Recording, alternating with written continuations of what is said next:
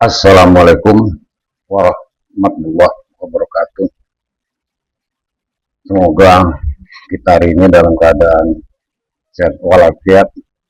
Doa kita dikabulkan Allah.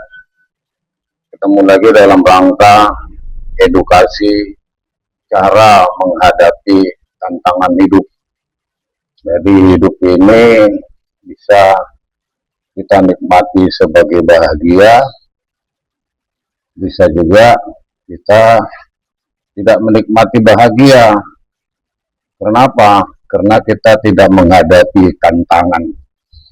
Tapi kalau kita menghadapi tantangan hidup, maka akan kita dapat sesuai dengan kemampuan kita yang disebut dengan cara menghadapi tantangan hidup.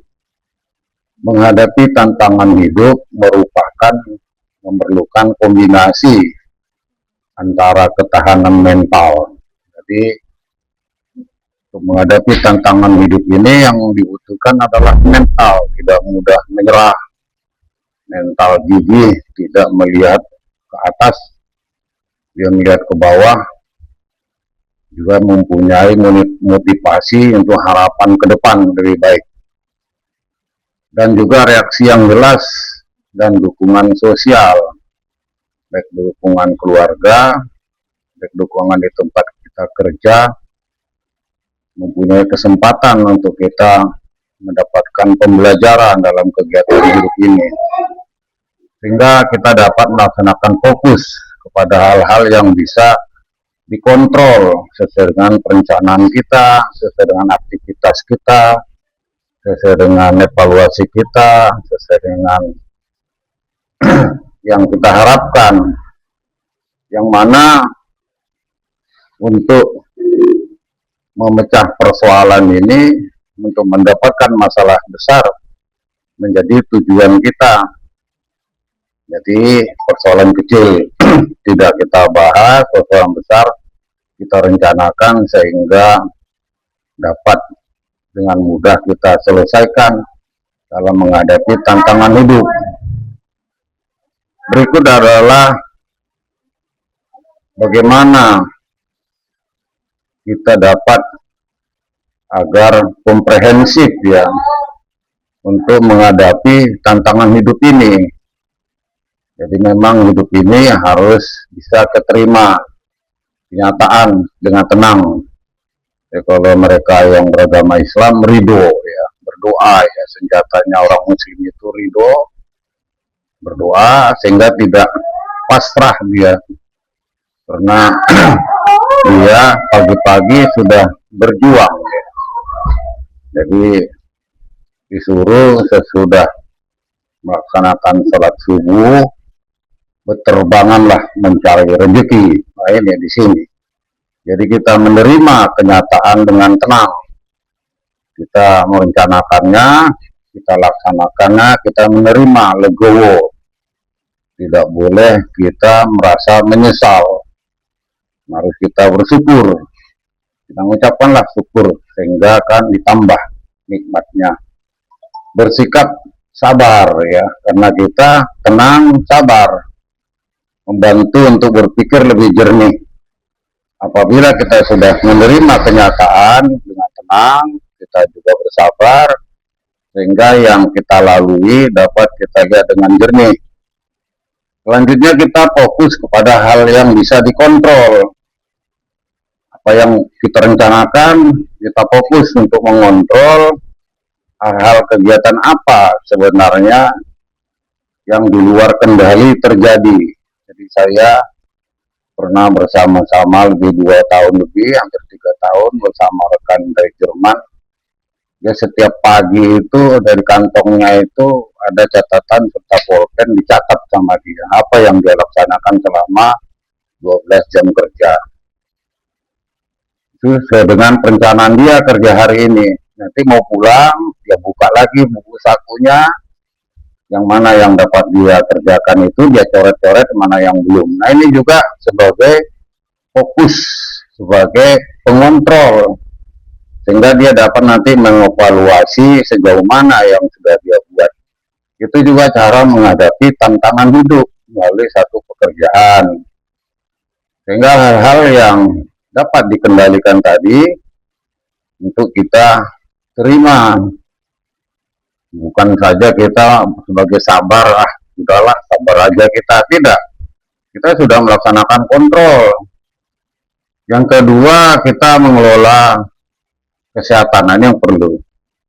Makan tidak berlebihan, istirahat kalau memang istirahat. Saya lihat kalau sudah jam 12 sampai jam 1 istirahat, benar-benar digunakan istirahat, bukan ngobrol.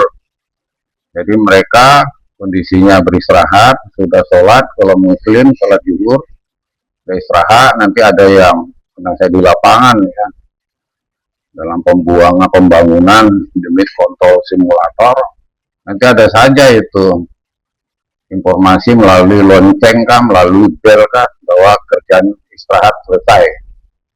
Jadi kelolaan istirahat ini pun perlu untuk diri kita itu sendiri, karena istirahat itu perlu. Begitu juga nanti pada waktu hari Sabtu atau Minggu weekend itu juga dibutuhkan oleh tubuh kita ini, berjalan-jalan, apakah ke kolam renang, ke perpustakaan, ataukah ke gunung, apakah memancing. Ini untuk mendapatkan prioritas untuk bisa kelancaran tantangan hidup itu tadi. Selanjutnya kita mengidentifikasi. Itu tadi teman saya orang Jerman itu, dulu dia pangkatnya letnan kolonel, dia membuat perencanaannya itu, dia mengenali yang mana yang sudah dilaksanakan dan yang mana yang belum. Jadi dia mengidentifikasi mau pulang itu, sehingga dapat memecahkan persoalan hambatan yang dia rencanakan waktu pagi hari untuk dilaksanakan selama 12 jam tersebut. Jadi sesuaikah rencana dia dengan aksinya, dengan kegiatannya, dan dapat dievaluasi sejauh mana dia hari ini. Jadi kemandirian orang kita itu bekerja itu perlu meniru mereka dari luar negeri. Itu makanya saya sebutkan di sini, saya akan membahas tentang hidup pribadi masing-masing, juga tentang narkoba ini, tentang hidup. Jadi kita tidak bisa berpasrah, karena sudah 81 tahun negara kita ini merdeka. Kita semua punya, baik itu pertanian, sumber daya alam. Nah, kalau orangnya, manusianya sudah kita bentuk, dapat kita menikmatin. Jangan 81 tahun, kondisinya berobat ya sulit, pendidikannya sulit, ya kan? Penghasilan juga kecil dibandingkan dengan negara besar. Kita negara nomor 4 besar. Kita bandingkan dengan Amerika, kita bandingkan dengan Jepang. Kita negara besar dengan Rusia. Yang selanjutnya kita meminta bantuan dan dukungan. Nah, ini perlu, apakah bantuan dukungan sama istri dengan doa. Aku mengerjakan pembongkaran ketel, boiler. Saya pemasangan satu pembangkit tenaga diesel. Sehingga bisa kita lihat bantuan alat-alat apa saja. Apakah dukungan transportasi dari luar, apakah teknisi dari luar, apakah literatur.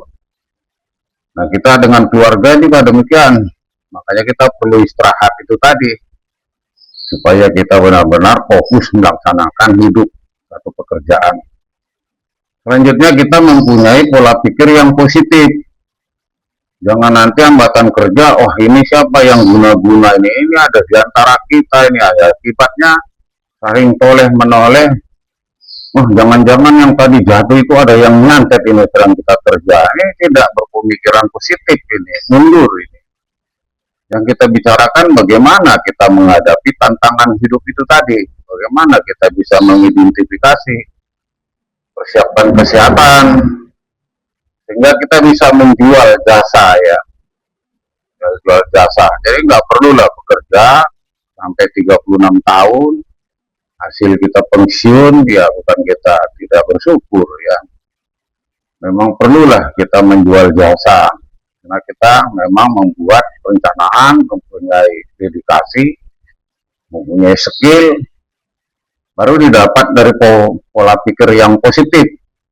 Kalau sudah pola pikir yang positif tadi, sudah dapat membantu. Selanjutnya menjadikan kegagalan itu pembelajaran. Ini sering saya sebutkan. Jadi akademi kita, universitas kita, sekolah kita di lapangan. Nah, itulah tadi perlunya kita mengevaluasi secara catatan nanti di rumah, mungkin kesempatan berpikir sebelum tertidur, adaptasi dan fleksibilitas. Jadi kita bisa beradaptasi, kita harus fleksibilitas, kita harus mencari jalan solusi. Ya mungkin melalui letting kita, sesama kita engineering, bisa, atau membuka literatur, di mana ada literatur tersebut, ya kita gunakan Google itu tadi. Juga kita melaksanakan bersyukur dan introspeksi. Oh mungkin hubungan kerja saya dengan teman kurang akrab ini. Nah sekolah sudah, seperti saya dulu di kapal perang, membongkar juru bocah. Memang sebelum memulai kita melakukan rapat, melakukan pembukaan cara kita kerja, sehingga bisa dilaksanakan dan kita melaksanakan evaluasi 30%. Kalau di bangunan itu ada direksi kit ya, ada laporan kemajuan perencanaan. Dan terus kita mengadakan bersyukur bahwa sekian persen yang kita kerjakan, resiko yang sekian, bahaya yang kita kerjakan ini dapat dievaluasi. Sayang waktu kita terbatas, semoga menjadi edukasi tantangan hidup. Assalamualaikum warahmatullahi wabarakatuh.